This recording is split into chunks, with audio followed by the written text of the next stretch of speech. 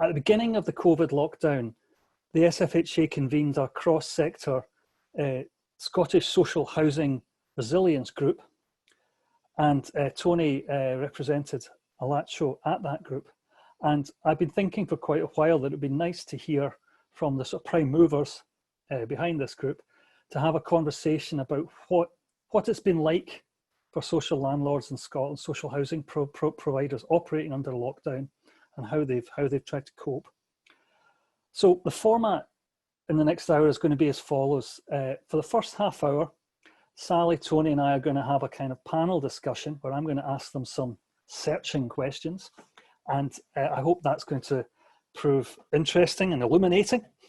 And we're then going to have a question and answer session from yourselves to Sally and Tony, which Chris Foy will convene. And we'll do that by asking you to put questions into the chat box, and then Chris will manage that process thereafter. And then I'll come back at the end and round up and make sure we do finish for 1:30. The other thing I should say before we get into it is to say that we're going to record today's session. In fact, if you look at your box, you'll see it is recording. And that's what we do with all our webinars, and hopefully they will subsequently turn up on our YouTube site amongst elsewhere. So if that's okay and that's all understood, we'll get on with the discussion. So about 5 years ago, I wrote a paper with Des McNulty and Tony McLaughlin about risk and resilience in social housing. Hasn't aged very well, it has to be said. The risks of then are quite different to the risks that we're dealing with now. But in that paper, there was a definition of resilience by Zolli and Healy from 2012, and I just want to read it out to begin with. Resilience is the capacity of a system, enterprise or person to maintain core purpose and integrity in the face of dramatically changed circumstances. So that's one set of academics who've defined resilience in that way. So I want to start, and I'll start by asking Sally, what does resilience mean to you? You're on mute, Sally. That's a good start.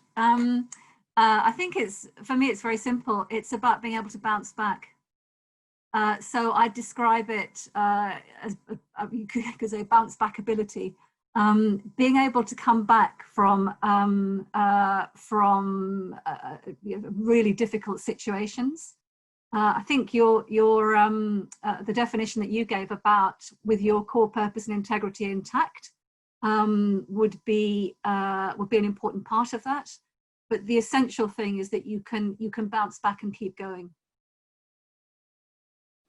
Thanks very much. Tony. Just working it out. There we go. I'm glad you asked me that question, and I went and looked it up beforehand because I thought that would be useful, because it's one of those words that we all use without really thinking about it. Funnily enough, the definition that my phone produced for me was actually slightly different from the one, Ken, that you've given us, and more like the one that Sally's given us, which is the capacity to recover quickly from difficult circumstances or toughness, or the ability of a substance object to spring back into shape and elasticity. And I think what's interesting about both of those definitions is they talk about a return to the previous shape, as opposed to the definition, Ken, that you gave us, which is, sorry, I meant to turn that on, about sustaining core purpose and integrity during challenging times. I think that I think Ken, your version is useful because it allows us to focus on what the substance of the current response is, but actually the bouncing back, bringing back into the original shape is an interesting part of the dance that we're now going to be asked to demonstrate, is going to be the capacity to adapt under pressure during a period of resource constraint and significant change. And I think that's a slightly different situation than perhaps the common sense or the Google definition of resilience. But I think in general terms, I think we understand it as the ability to cope when things go pear-shaped. And I think we're in a process at the moment where have very definitely gone pear-shaped. Thanks very much, Tony. That's really helpful. Okay, my first kind of key question that we want to discuss is as follows. How well prepared for the pandemic and lockdown were social housing providers? And in general, what sorts of housing associations and councils were better placed and which were more exposed? So again, I'll start with Sally. Yeah, I'd start off by answering that by saying that no one was prepared for what happened. Nobody in the world was prepared for what happened, and the world changed out of all recognition, globally, nationally, locally, for every single one of us and for every single organisation. And if I'm being totally honest, no organisation could be prepared for it because it was unique. Excuse me, unique in our lifetime. But in terms of housing associations, they are very strong businesses, and I always describe them as social purpose businesses who happen to produce housing, and that's their core function, rather than housing providers or housing landlords, because what they do is so much more than housing. And in order to do what they do, they've got to be very, very strong businesses, albeit with a social purpose. And both are equally important. They've got a strong social purpose, but they're very strong financially and in business terms. And the regulation, the compliance, the legislation that they have to respond to and that they're covered by requires that almost more than, well, a lot more than many other sectors, and certainly a lot more than the private sector. So they start off in a good position. I think the key things that gave them a head start, the ones that did have a head start, and I have to say that's most of them actually. I haven't come across any yet that have experienced a really bad business and situation for themselves coming out of this, or being in it and coming out of it. The ones that have fared the absolute best are the ones that were prepared digitally, so could work from home, could be in touch with their tenants and residents and customers digitally, and had that in place as far as they possibly could, while understanding that no one had it completely in place and had to do all the kind of work to really get it in place in the immediate period of lockdown. The ones that had strong partnerships at local level with their, critically obviously, with their tenants and residents and customers, had those relationships that were embedded and strong, but also had those relationships with their partner local authorities, their third sector colleagues, other parts of the public sector and parts of the private sector and government. I suppose the final aspect of that is that they were embedded locally, and they had a very clear local remit and purpose and identity, so that for tenants and customers, they were a lifeline, and there was that support system in place. And likewise, the housing association knew very clearly what its place was locally in the overall kind of system and landscape locally, and knew how to work to best advantage in that system. Thanks very much, Sally. Could I ask the same question of you, Tony?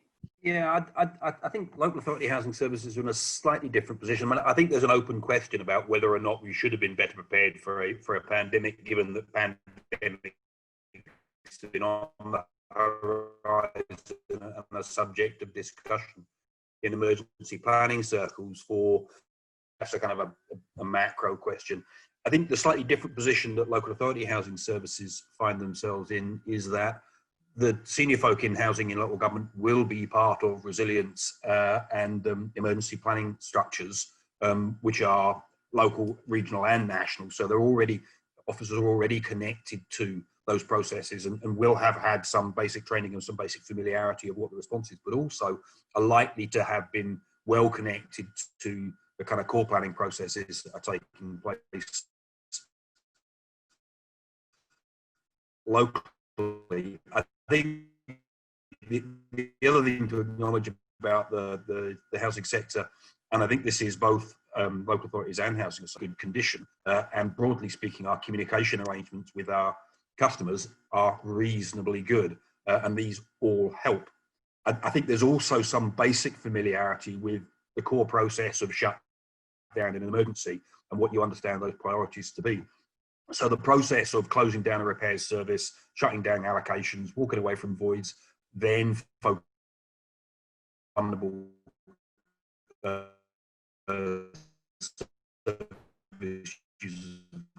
vulnerable tenants and clients is not unfamiliar. I think the context is very on the hop or left clueless. I think my machine is automatically cutting off my video, or somebody is anyway, when my sound goes a bit fuzzy. Is that what's happening? Right, okay, let's ditch the video. So in general terms, we weren't in the worst of conditions. I think the planning structures are there, resources were there, are there, and our kind of connection with customers more generally is there. I think what's been a bigger challenge in this particular circumstance is the nature of the crisis. We're used to dealing with severe weather events which shut us down for a couple of weeks. This isn't a severe weather event, it's something else, which meant that some of the priorities had to be different.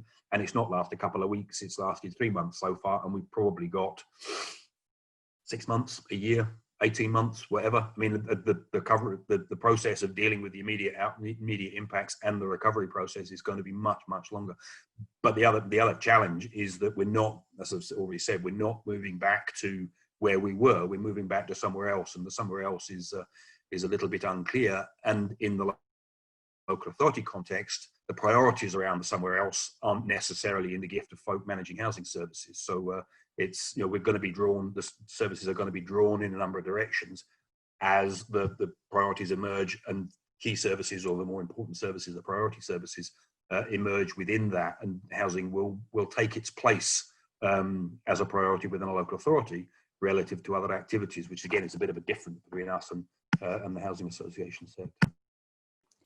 Thanks very much, Tony. And yeah, I think your sound worked better. I think we can understand what you're saying, but the sound worked better without the video. I don't know. I won't make any other comment other than that. Okay, thanks very much. So the next question I want to ask is kind of builds on what you've just been saying. I think we're already seeing the different settings that housing associations and councils find themselves in.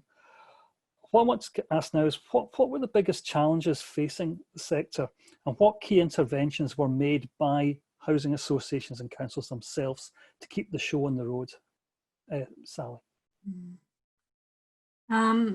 Yes, the biggest excuse me, the biggest challenges were twofold.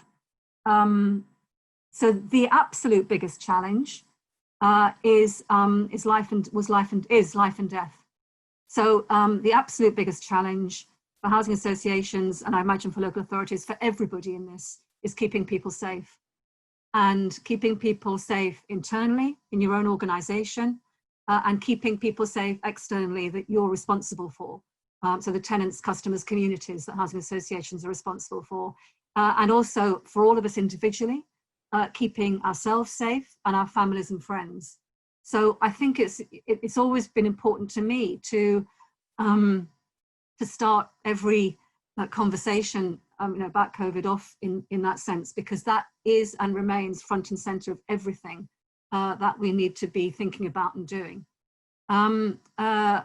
Beyond that, for housing associations, they had to do two things. They had to reconfigure, re-engineer themselves internally to keep doing what they do, and they had to deliver their services and do what they do differently externally.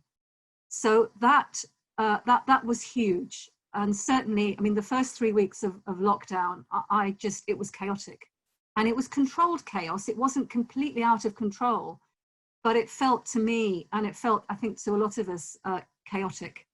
And the issues at that time were, as I've said, health and safety, keeping people well, keeping people alive, even to that, to that extreme extent. And the issues there were PPE, and making sure that organisations had access to it. Gas safety, emergency repairs, those kind of things that housing associations do in people's homes all the time without thinking as part of the core service, suddenly became really, really difficult, but still necessary. Some of the other issues were around helping tenants with universal credit applications, people who've never been involved in the welfare system, and certainly not universal credit, having to help people suddenly use the welfare system and become used to using it. That was a huge area of activity. Internally, not only putting in place remote working systems, but redeploying staff, because a lot of the staff in housing associations couldn't do their normal jobs. They couldn't be on the front line in tenants' homes doing what they're doing. So redeploying them. And a lot of housing associations use that opportunity to use a lot of their staff to keep in touch with tenants on a daily basis. And there were thousands and thousands of phone calls made by all housing association staff, whatever their previous jobs, to tenants to make sure that they were okay, they were safe, and they had what they needed. So those were some of the critical issues early on. Some of those remain critical issues, particularly the health and safety aspect. Some we've moved on from, and we can talk about those in a bit.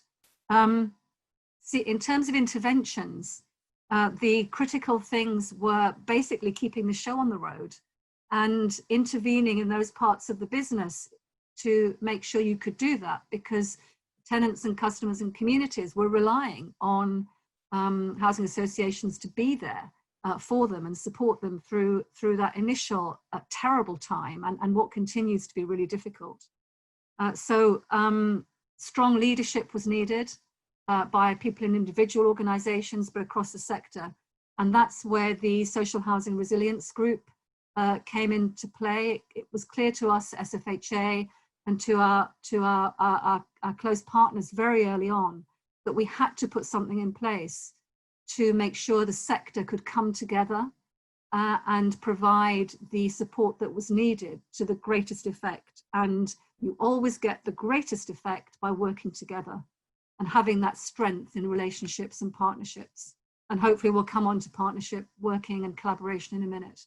But those to me were some of the key aspects of that early experience, and many of them remain key aspects and will have to remain so as we go on. Thanks very much, Sally. That's great. Tony, again, is it a different story with you, or is it the same sort of thing? It's very similar, although my personal take might be slightly different. I mean, what Sally's described, the challenges and the breadth of the response that was required, the focus on vulnerable clients, the distinctions to be made around shielding, the economic impact that it had, and the need to support a whole range of people with engaging with the welfare system for the first time. These are all common across the sector. I think one of the things that has held local authorities back is the parlous state of the IT infrastructure across the public sector, and local authorities are in much the same position. We've not invested, we don't invest in our IT systems, and all of a sudden we find that is holding us back quite dramatically when it comes to switching to remote working, switching to home working, and finding other ways of contacting and supporting tenants. So I think there's a practical lesson in there, which is that our lack of focus and low levels of investment on IT has cost us fairly dear in these circumstances. And I suspect some councils have spent quite a lot of money buying kit and equipment, which would otherwise, in many other services or other parts of the world, would have been in place. I think there were one or two other kind of areas where we struggled. So, and gas servicing is a good example. The initial response was, and the initial panic was all about the regulator and all about what the health and safety executive wanted to do. Now, I think the HSE were far too slow to put out authoritative and helpful guidance, and they eventually did, and kind of that answered the question. Then it's just need to put your hands up and get on with it. But I think the sector spent way too much energy fretting about what the regulator might do, excuse me, or what the HSE might do, rather than focusing down on what the process ought to look like in terms of managing the risks, understanding where the effort ought to go, but also adapting to a different level of response. So a tenant's refusal to allow access had to be treated quite differently. And I think some landlords were a bit slow to understand that. So we still have local authorities forcing entry and capping supplies 6 weeks, 2 months into the lockdown. And I was surprised, but they carried on doing it. I think most have now moved away from that and not doing it. But the old approach continued, and that kind of, wait a minute, what's critical in the middle of all this is listening to tenants' understanding of their perception of risk. And if they don't want you in the house, then position of the HSE and the position of the Scottish Housing Regulator are neither here nor there.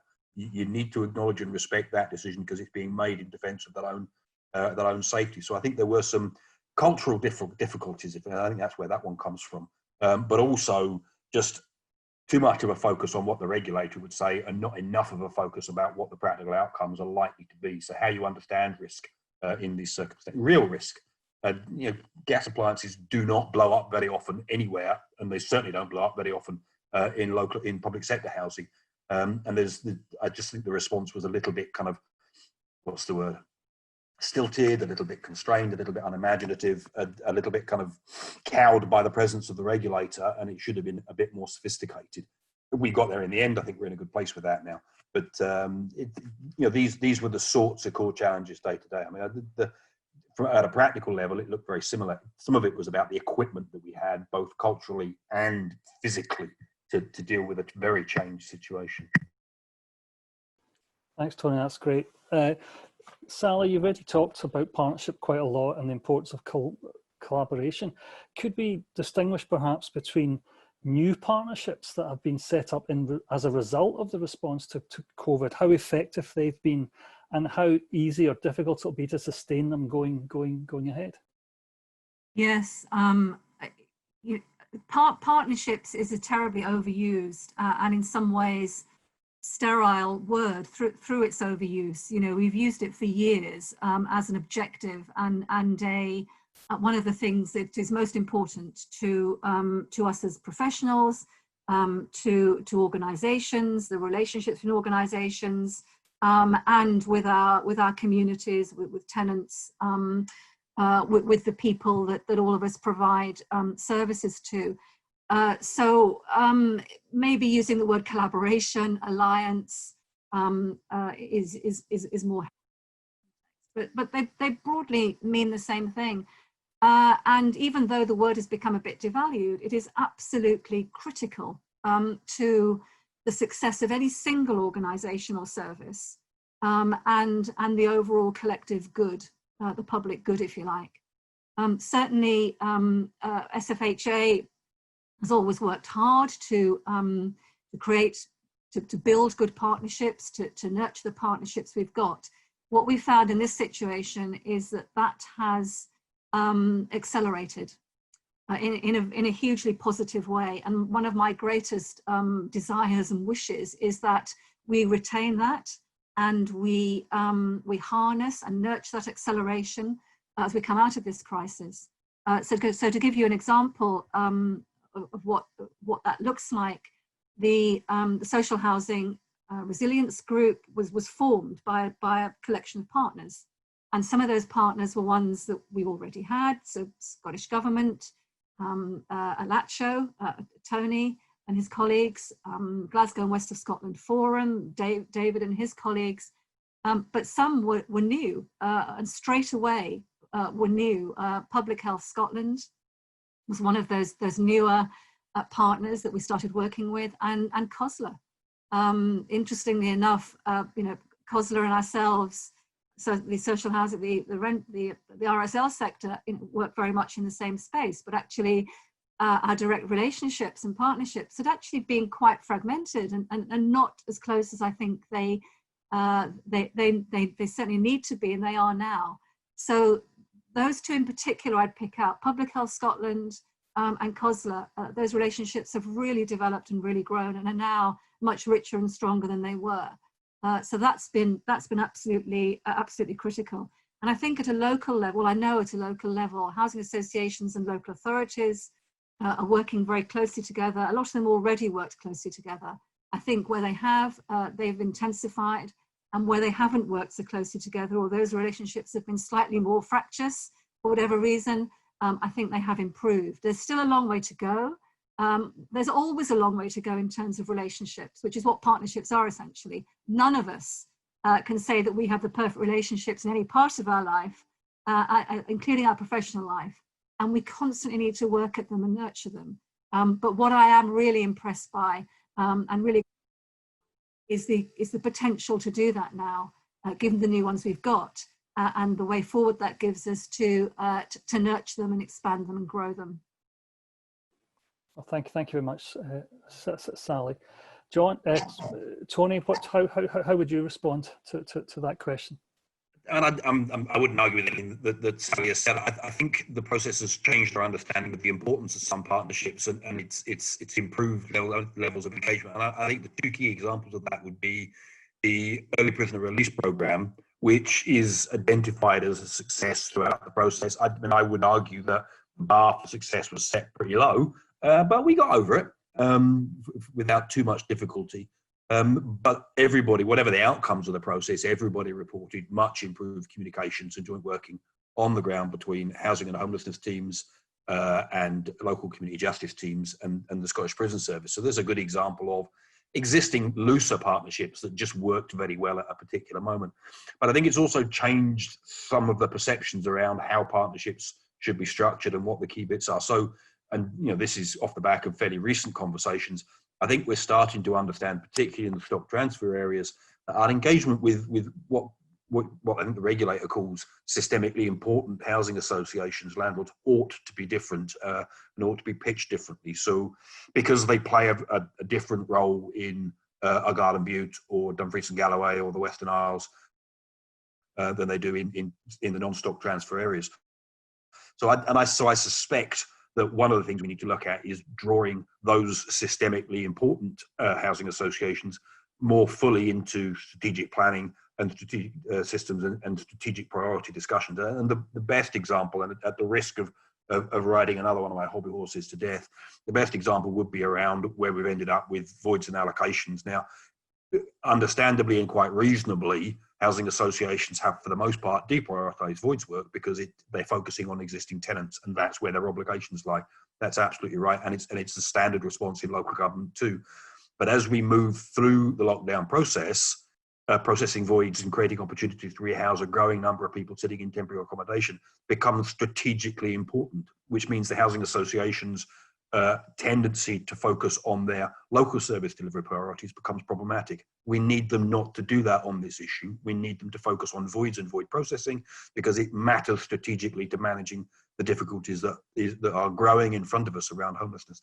Now, that's not something that you would take to every single housing association, but it's certainly something you should take in a different conversation to the systemically important housing associations across the piece, but particularly in the stock transfer areas. So the conversations that were going on with those stock transfer RSLs, Riverside Homes, ACCA, and whatever the Borders one is, forgive me, and GHA and Wheatley are necessarily different because the response that is required of them at a strategic level is necessarily different. And I think we need to just unpick that conversation a little bit. The quid pro quo is it's not just that councils will make demands of a strategic nature that they must respond to. These organisations have got to get drawn into a better structured strategic planning frameworks so that they're part of those conversations and are engaged in that decision making. So I think that we've identified areas where there's very definite opportunities to strengthen the emergency planning, strategic planning and strategic response by focusing on slightly different relationships with key partners in the housing association sector. But on over the piece, as a set of organisations, we aren't terrible at partnership working. Our relationship, in particular, with civil servants in the Scottish Government has been a good relationship over the long term, and I think we benefited very substantially from the strength of that relationship as well. Thank you very much, Tony. I'm mindful of the time, so I'm only going to ask one more question, and that's as follows, really. one way of thinking about COVID and the COVID experience the last few months is it's crystallized like the worst case scenario, public health and economic risks that a society might face. And I think the experience of it's clearly, from everything that Sally and Tony was saying, has been really important in how social housing providers change the way they think and how they've responded nimbly and effectively in many ways to what's going on. So the question I'd like to ask is, how resilient will the sector be in terms of its future proofing for the next crisis of this kind? That might be an extension of the current one. We heard overnight that there might be swine flu coming now as well. So I just wonder how, in what sense are we able to future proof? So Sally, can I start with you? Yeah, I mean, it's a good question, and so much of where we are now makes it really difficult to look ahead and know where we're going to be. So for me, you know, a lot of planning and thinking and anticipating is guessing. It's simple as that. It's guessing. We're guessing a lot of our way out of this a lot of the time, and not just us, but plenty of other people as well. I think so. For me, the crisis has shown that housing associations are resilient. They're probably as resilient as they could have possibly have been, without having that total resilience to be able to anticipate and deal with anything. But then nobody had that. No government, no country, no person, no organisation. And that resilience has been built up over a number of years, and for reasons that I mentioned at the beginning, legislation, compliance, regulation, and all those expectations that are placed on housing associations quite rightly, because they receive public money as well as private. So I think the resilience was very strong. I think what although it's not total, and we now know that there are an extra £8.5 million worth of arrears building up in the housing association sector, directly related to the current crisis, and we're tracking that very carefully on a longitudinal basis to see where that goes.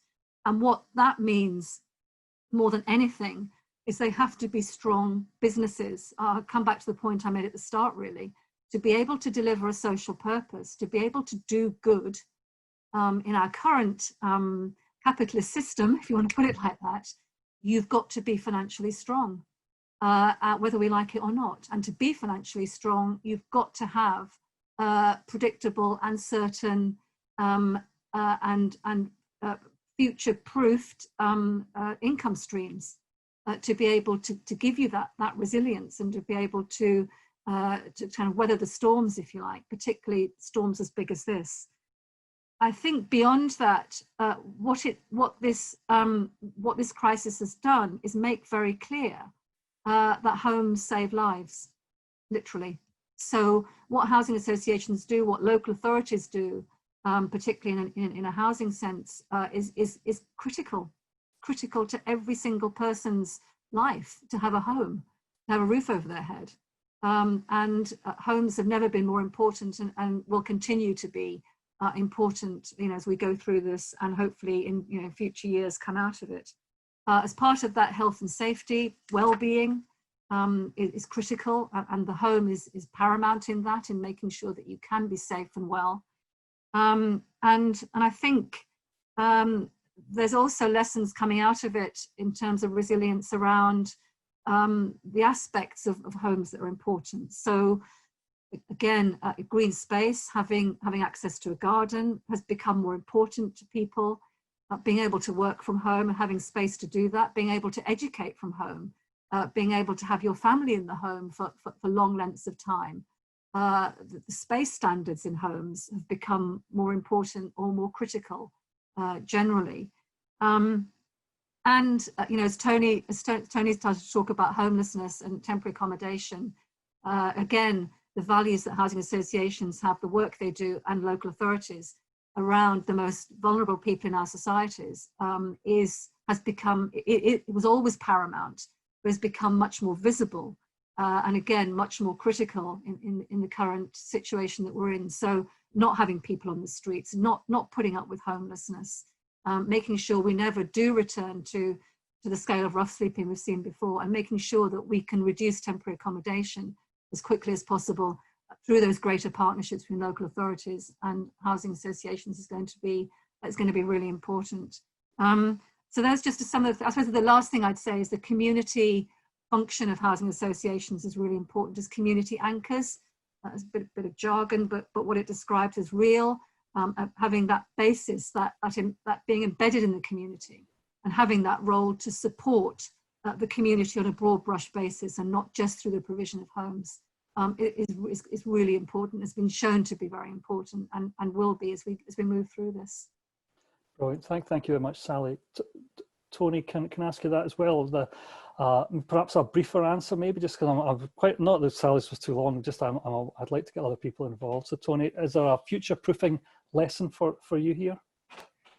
Yeah, there is. I mean, there's a whole lot of stuff in what Sally has said, but in the interest of brevity, I think one of the lessons is that we probably haven't been as diligent as we should have been about our emergency planning processes over in recent years. I think I worked for 30 odd years in local government, in the public sector. I think in all that time, I probably was involved in only one formal scenario planning exercise around emergency planning and recovery, although obviously I was involved in 3 or 4 actual emergency planning exercises arising from flooding or from severe weather events. So, but there's something about keeping our planning and our skills. I mean, that's part of the problem, has been a loss of skills in the public sector over recent years. So one of the key lessons is, we need to pick up our planning and our those activities. We certainly need to draw the housing associations into some of those plans as well, in a way that we haven't necessarily done in the past. But I think the jury's out on a whole range of other things about what has happened in the last 3 months and how that will play out. And the best example of that I can give is that I don't know that we're in a position to make any definitive statements about the financial impact of this on landlords at the moment. And I suspect that from a revenue point of view, the financial impact will not be as has been described in many cases.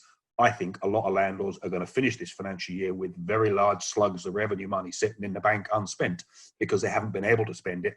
And for the most part, the rent has continued to come in. So, but we need to just get there to see how that's going to play out.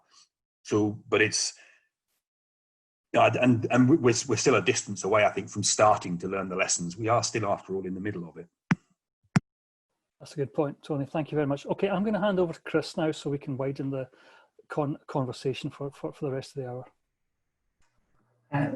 Thanks all. So yeah, just to remind you, there's 2 ways of kind of posing questions. Either you can do it indirectly via the group chat, as a few have already done, and then I'll pose those questions to the panel, or you can do it directly. If you want to do it directly through audio and video, and then you just need to, you can do it a couple ways. You can either raise your hand, which is a raise hand function, but it's quite difficult to find if you don't know where it is already, but you can do that.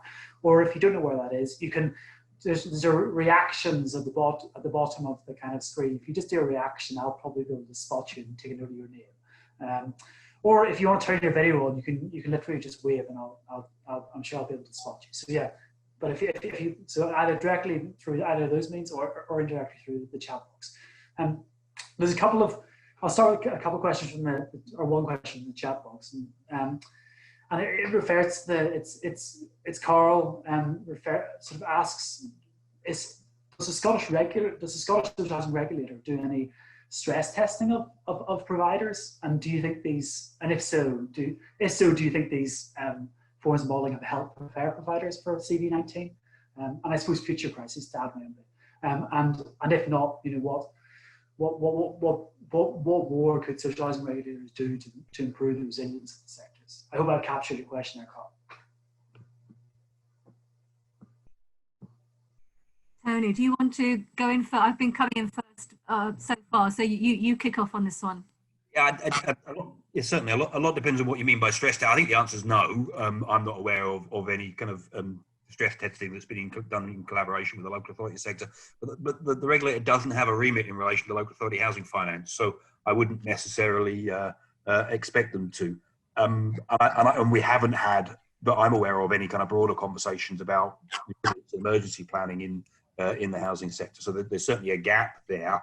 But I think the first port of call is, well, can we clear how it fits with the statutory remit of the regulator, because they're not going to step beyond that, and neither they should. Just from an RSL point of view, the regulator does have more of a remit in terms of housing association finances and business plans. Housing associations do stress testing, scenario planning, varying degrees and varying ways and at varying times. They have 30-year business plans, which they review regularly and stress test to make sure they're up to speed and in the right place. So there is a lot of, again, coming back to the point I was making earlier, they do a lot of kind of business type testing of their finances to make sure that they're strong and robust at any particular time. And they are very strongly regulated to make sure that they do that in the ultimate interests of tenants, to make sure that they can continue to be successful businesses to provide the services they provide to tenants and communities. Great. Ken, do you want to go into, or is it okay? I'm fine, thanks. Okay. There's another from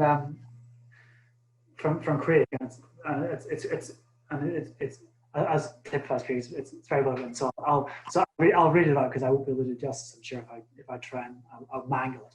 And so Craig asks, the pandemic has spawned an interesting campaign and lobbying response from the sector, i.e. homes at the heart, never a name.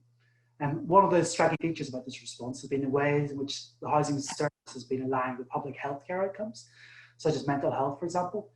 Does post-pandemic resilience for housing providers mean that delivering good health and well-being are now mainstream aims of housing policy? Yes, I'll kind of start off if that's okay. I mean, the answer is yes. The relationship between housing and health has been one that we've been trying to crack. When I say crack, I mean make better and integrate for as many years as I've been working in the sector. And it's still, well, not just still, it's more fundamental than ever that we have a closer relationship between health and housing. Way back when, some of the great housing figures of the past, Anara and Bevan comes to mind, that they were health and housing ministers. They had the combined portfolio. And to my mind, there is a question as to whether we should go back to that model. And in governments, we should have a combined health and housing portfolio and ministerial responsibilities. But beyond that, keeping things more local and more immediate. One of the partnerships that I profiled earlier was between the social housing sector now and Public Health Scotland, and that to me has been critical in starting to bring things closer together in a way we haven't been able to before. And I'm hoping that will very much continue, and we'll do everything in our power to make sure it does. The public health outcomes, again, are absolutely critical and intrinsic to the situation that we've been in, and where we are, and the use and the aspect of the home to those outcomes being better rather than worse, and improving as much as they possibly can by working together with health. So yeah, it's paramount.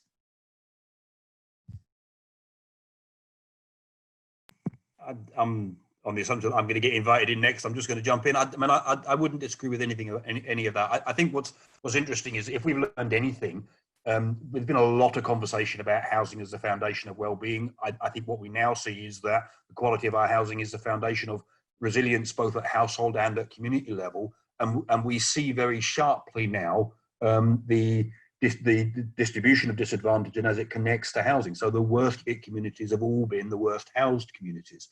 And I think that has to ask some fairly fundamental questions about how we see housing investment policies and priorities, and the extent to which good quality housing outcomes in and of themselves are and should be a priority for for government, and we tend to get talked about in connection with other policy outcomes. So we do a lot of stuff about housing because it reduces the attainment gap, or it reduces fuel poverty or child poverty, or whatever other kind of poverty you want to pick on. And rather than actually at the core of this is a human rights agenda, the right to a warm, dry, affordable home that meets your needs, and the benefit that being in that position provides for our community and our society as a whole. And it's getting back to that kind of fundamental understanding. I think the connections with health are dead interesting. One of our problems, and it's been a problem in this process, is that we see health almost entirely through the lens of clinical services, which is really not what health is about at all, because clinical services are about illness. And we don't really focus on a health agenda as sharply as we should. And when we talk about health, we talk to clinicians, and clinicians can be very, very focused in terms of their own particular world and their own particular way of doing things. And we see that in relation to the complete failure to make effective our community-based mental health services, for example. They don't work. They don't work because they're delivered in the wrong way, and we're not having the right conversation with clinicians about how we change the way they deliver them. So there's something about being clear about what aspects of health we're talking about. And you'll forgive me, even when we look at the bits of this process that have gone badly wrong, what happened in our care homes was directly and solely the consequence of a preoccupation with the interests of clinical health. We need to reduce the number of folk in hospital, get them out now. And that was done at the behest of clinicians, because clinicians were important and more important. And a whole range of things were not thought about and not done, not just in Scotland. Same mistakes were made across Europe and North America as well. My family in Canada who report exactly the same difficulties in that part of the world, driven by a focus on clinicians and their concerns about the way the business is run. And what's interesting, and one of the things we'll need to unpick, is that we didn't see similar effects in sheltered housing, and we didn't see similar effects in specialist housing around mental health or learning disabilities. And there's something about unpicking how that happened. But I don't think there's any doubt that housing it underpins success and effectiveness in almost every other area of social housing delivery. And the story I've told before, I remember after an argument about budgets and budget cuts when I was working in local government, I had been, I think, particularly difficult with my education colleagues because of their lack of commitment to the cause. And the Assistant Director of Education turned around to me on the way out the door and said, "Tony Sink, you've got to understand, education's half the council." Which my response was, "Yeah, help me out. What do you think you're going to teach them if they haven't got a roof over their head? And by the way, you've got 120 children in temporary accommodation. What are you doing?" And the answer was nothing. And it's unpicking some of these, hierarchies of importance to understand what actually drives the outcomes that we're looking for here. And without decent housing, without a better performance across the human rights agenda in housing, we will always fail to deal with our other service challenges. Ken or Craig, do you want to come back at all on that, or I'll give you a few seconds if you want. No, thank you. They were brilliant. Just one thing to add, though, I was on a Zoom call with Vaughan Gethin, who's the Minister for Health in Wales, about 10 days ago, and I asked in chat whether there was a need as a result of what's happened to consider, as you suggest, Sally, kind of merging portfolios, and failed to reply. Obviously too politically sensitive, but I agree with you, Sally. I think that one of the lessons is to think about ways in which we can join up those very separate policy silos. But thanks for the answers. Great. So I've got another question here from Dave Knowles. So as the whole work stream ramps up again, how vital are supply chain relationships? And will housing associations open up new material suppliers? Interesting question, and one I haven't got a ready answer to. I've got an answer to the first part. So yes, supply chains are vital, but particularly now as we're getting back into construction and repairs and maintenance, moving home, all those supply chains that housing associations depend on to make all those things happen are very important. And they're important not just to the housing association, obviously, but to the suppliers and the contractors and businesses themselves, because they've been, a lot of those have been in kind of, you know, suspended animation, waiting for business to start back as well, not as usual, but to start back in some form. So the supply chains are important, and there is a kind of mutually beneficial relationship between suppliers and contractors and developers and housing associations and local authorities who need to maintain and provide the homes needed. In terms of housing associations opening up new material suppliers, yes. Now, I mean, what comes to mind there is the ramping up of the work we're going to have to do around modern methods of construction and around sustainability and relating construction and development and maintenance of housing more to the climate change agenda and sustainability, which has been a kind of a major issue for a year or two maybe, but is now more fundamental than ever. I said on an earlier call today that you know, to my mind, sustainability and climate change are going to be are still more as important as ever. To come out of the crisis that we're in at the moment. And I think part of that, a big part of that, is going to be accelerating, again, the work that we're doing on modern methods of construction in different ways, more energy efficient ways and green energy ways of providing the infrastructure and the building back, the literally building back the country is going to need on a public sector led basis to come out of the crisis. So there may be experimentation, trials and pilots we can do in there to open up new material suppliers in a proactive way, rather than just waiting for those supplies to emerge or finding difficulties when they're not emerging or we can't get hold of the materials needed. I think if I may add something on that question around the kind of local authority perspective, and I don't, not specifically about suppliers and supply chains and new suppliers, but about the way in which local authorities and the public sector, the Scottish Government as well, perceive economic development, economic impacts and economic interventions. We have had for a very long time an obsession with inward investment, and local authorities and the Scottish Government both suffer from it to exactly the same degree. It's actually very damaging and has left us with some real vulnerabilities across local and national economies. And I think what we see from this exercise, this kind of event, is a pressing need to shorten some of our supply chains and to focus more regionally and more locally in terms of how we understand local economies to be working. So housing plays an absolutely key role in what folk are calling a circular economy. It absorbs an enormous amount of expenditure locally on activity, but it also provides a very, very high levels of employment and economic activity as well. So everybody from window cleaners through to removal firms and surveyors and solicitors and bar.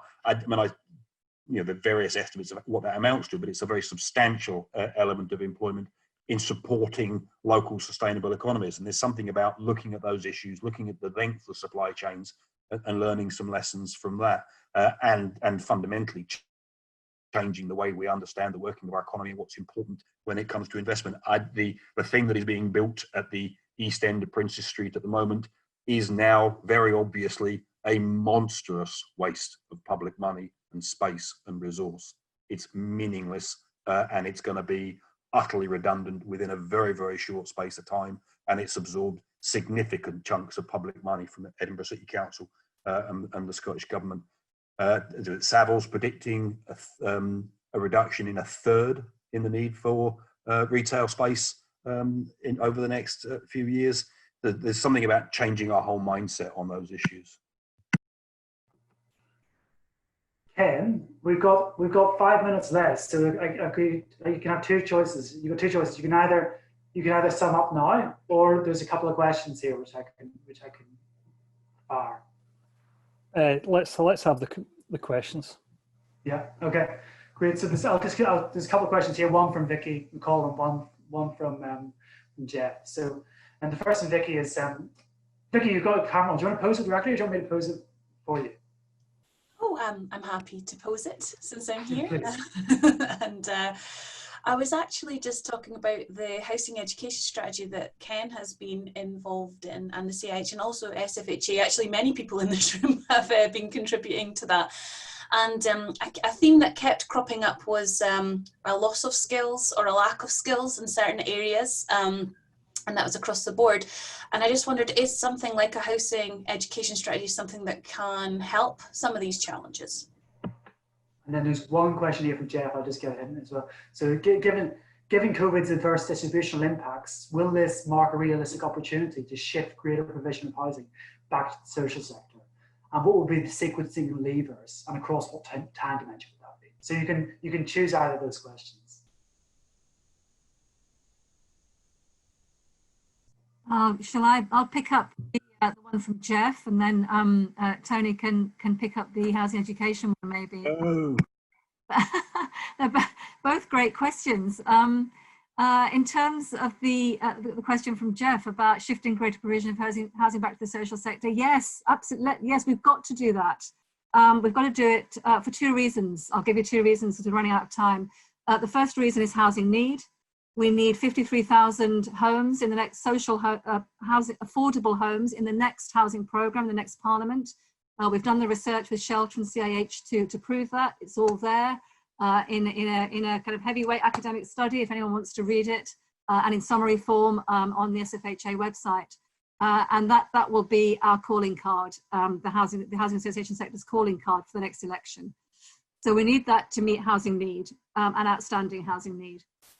We also need to buy back homes from the private rented sector and from the home ownership sector where and when they become available.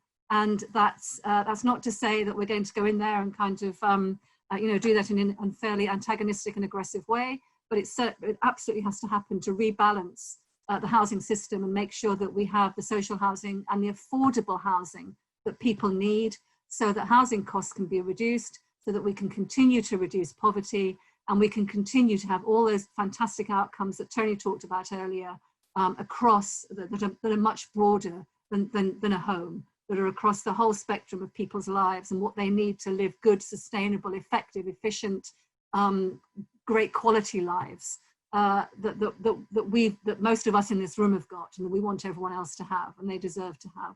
So we need more social housing, and we need high quality social housing, and we need the government to invest in social housing so that we can also bring private sector, also keep private sector investment in social housing going to the benefit of the whole economy. Yeah, I'm going to have a go at both at 30 seconds apiece. I think in response to Vicky's question, absolutely, I think you're right. I think we need to strengthen the educational framework and the training framework around housing, but we also need to change our career paths as well. So there are too few folk in senior positions in local authorities or in Scottish Government or in housing associations or in the regulator who have experience of all three or all four. And I think that's problematic, and we need to find ways of creating career paths where folk can develop those kind of extended contacts and experience base and understanding of the breadth of the sector. And I would say the same about the private sector and the public sector. We need to find ways of drawing folk in and mixing and matching. On the question around greater provision, shifting back to the emphasis back to the social sector, I think there is no question that is absolutely required, and I have absolutely no doubt that it is not what's going to happen. Our politicians are not up to it.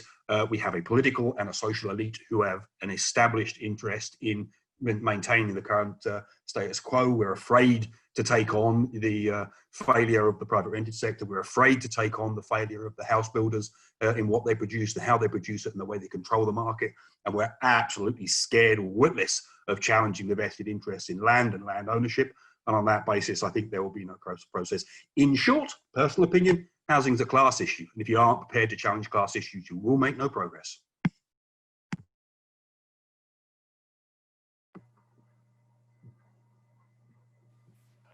Wow, that was great. Thank you all very, very much. I'm just going to sum up very, very quickly. I'm aware I'm abusing the time here, but I think I can do it in about 60 seconds. I'm going to try. So first of all, thanks to Sally and Tony in particular, but to everybody who's asked questions and participated this afternoon. It's been a really interesting hour. So I picked up 4 or 5 points in all this, out of the many, many interesting things that were said. First of all, there's been a huge resilience effort both by local authorities and housing associations, and they have done a pretty amazing job at a never more serious time for them to do exactly that. I think we've also heard that one of the consequences of COVID has been our changing relationship with the home. And Sally put it very well when, in a sense, some of the hedonic attributes, as we economists would say, have been altered in the mix. People are more interested in green space, in the actual living space they have, and the ability to work from home, etc. And that's an interesting repurposing, and it may be suggesting, we were talking in an earlier meeting about the importance of suburban living and the growing importance of it. We also heard about, at a particular local authority level, and I've had some experience of this directly, the variability of the digital preparedness for this situation. Although, of course, you could say, who would ever expect to have to work? Everybody works at home for a long period of time. Well, hopefully we won't make that mistake again. And I thought also Tony's point about the limited emergency plan procedures is a really telling one. And I think that's something that we must not make these errors again, I suppose. My final thought, though, was something I was really struck by Tony's anecdote about the, shall we say, disagreement between education and housing in a particular local authority budget debate. And that just struck me how much that reminds me of the one of the many problems that there are in making such desirable efforts to increase preventative spending and to think more creatively. It just shows you that there are very real and at one level rational but ultimately unhelpful reasons why it's often really hard to do these things. And maybe Tony's idea about returning us to housing as the foundation of resilience is at least as feasible a way forward for us to promote housing, rather than hope we're going to make some of these preventative gains that are so hard. So sorry, I'm beginning to ramble, but I think that was a really, really good point. So thank you all very, very, very much for attending.